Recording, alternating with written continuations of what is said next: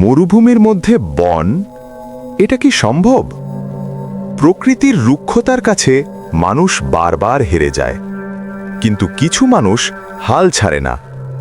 চীন এমনই এক অসম্ভব কাজ শুরু করেছে, মরুভূমিকে সবুজে পরিণত করার চেষ্টা।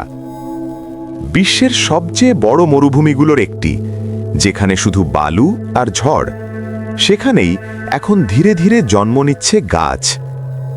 কিন্তু কিভাবে? এই জাদুকরী পদ্ধতির নাম স্যান্ড গ্রিড ব্যারিয়ার।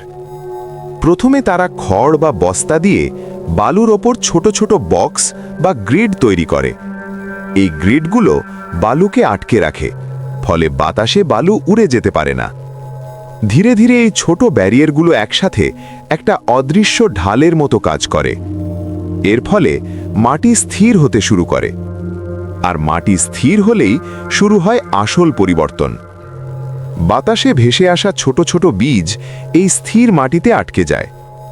প্রথমে কিছুই বোঝা যায় না, কিন্তু অল্প পানি আর আর্দ্রতা পেলেই ছোট ছোট ঘাস জন্মাতে শুরু করে। তারপর সেই ঘাস ধীরে ধীরে বড় গাছে পরিণত হয়। বছরের পর বছর ধরে এই ছোট পরিবর্তনগুলো মিলেই তৈরি করে এক বিশাল সবুজ এলাকা। যেখানে আগে ছিল শুধু বালু, আজ সেখানে আছে জীবন।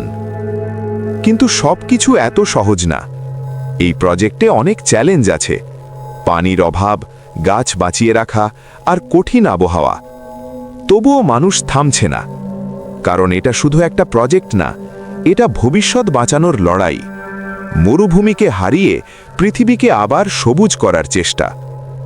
তাহলে প্রশ্ন হলো, মানুষ কি সত্যিই প্রকৃতিকে বদলে দিতে পারবে, নাকি প্রকৃতি আবার নিজের শক্তি দেখাবে?